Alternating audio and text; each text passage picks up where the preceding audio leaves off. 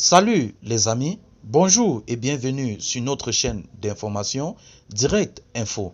Alors si vous êtes nouveau, abonnez-vous sur la page et surtout activez la petite cloche de notification pour ne rater aucune de nos épisodes d'information. Eh bien les amis, avant de commencer, nous tenons à vous rappeler que toutes les images que nous utilisons dans nos différents épisodes d'information sont à titre illustratoire.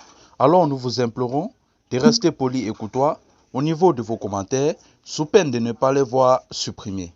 Alors les amis, ce vendredi 1er juillet 2022, nous allons prendre un pan aux côtés du Mali où une nouvelle nous surgit. Le Amadou Koufa savait être toujours vivant. Il faut le noter, ce grand terroriste au Mali a fait rave. Il en est l'un de ces terroristes auxquels l'armée malienne se déploie, se met pied à œuvre pour le traquer. Il faut en effet comprendre que sa version des massacres de Moura et d'Alasougou, le Djim, lié à AQMI, vient en effet de publier une vidéo du chef de la Katiba Massina, Amadou Koufa, son groupe de combattants à l'œuvre dans le centre du Mali. Amadou Koufa s'y exprime essentiellement sur l'opération menée par l'armée malienne à Moura, près de Djenné. En fin mars, le Djim a aussi publié un communiqué spécifique écrit sur le massacre de Dialasougou commis il y a tout juste une semaine dans la région de Bandiagara. Cette fois, sa barbe, habituellement rougie ou aînée, est aussi noire que son neige. Amadou Koufa refute la version de l'armée malienne selon laquelle les femmes auraient tué 203 personnes, toutes djihadistes, à Moura. Le chef de la Katiba, Massina, assure qu'il n'y avait ce jour que 30 combattants dans le village et accuse les soldats maliens, ainsi que leurs supplétifs russes, désignés sous le nom de Wagner, d'avoir tué des centaines de civils. Amadou Koufa cite également d'autres opérations conjointes de l'armée malienne et de Wagner à Massina ou encore à Rambanda. Cette vidéo en fait deux, l'une en arabe, l'autre en langue peul, de propagande a été authentifiée et traduite par le centre de recherche Menasrim, spécialiste des questions sécuritaires et des groupes djihadistes au Sahel. Aucun civil n'a été abattu, selon le NIM. Le NIM a par ailleurs publié un communiqué écrit sur son canal officiel Art Zalaga, cette fois au sujet de l'attaque de Dialasougou, cercle de Bankas. C'était il y a 8 jours, 132 civils ont été abattus, a affirmé le gouvernement malien.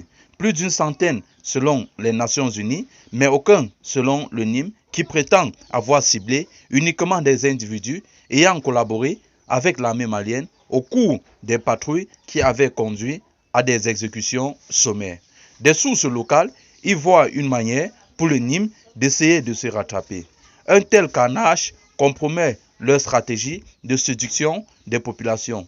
Résume l'une d'entre elles, alors ils essayent de se justifier et de jouer une fois encore sur la division entre les communautés. À titre de rappel, l'attaque de Dialasougou est venue rompre l'accord de paix intercommunautaire local conclu l'année passée.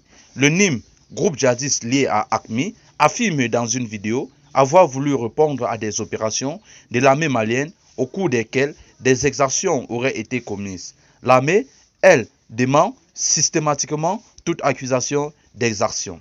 Ces derniers événements menacent en tout cas de raviver des tensions intercommunautaires, chasseurs traditionnels d'Ozos contre djihadistes, communauté Dongon contre communauté Peul.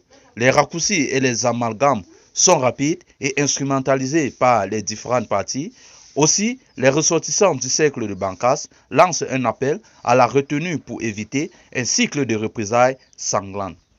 Eh bien les amis, c'est ici que s'achève cette note d'information. Notre analyse sur le plan sécuritaire se résume de la sorte. Alors, nous venons ici pour vous faire comprendre en fait que le terroriste Amadou Koufa vient de faire une sortie qui d'une part convoque la sortie de l'armée malienne auquel ils auraient abattu plus d'une centaine de terroristes alors que le terroriste Amadou Koufa est toujours vivant et il assume que l'armée n'aurait pas battu ce nombre de terroristes. Ils auraient plutôt assassiné, avec la complicité de Wagner, des populations dans la localité de Bankas. Chose contradictoire avec l'information que l'armée malienne nous a fournie. Alors les amis, si vous avez aimé cette note d'information, n'oubliez pas de vous abonner, activez la cloche de notification, notifiez-nous, nous vous répondrons. Merci.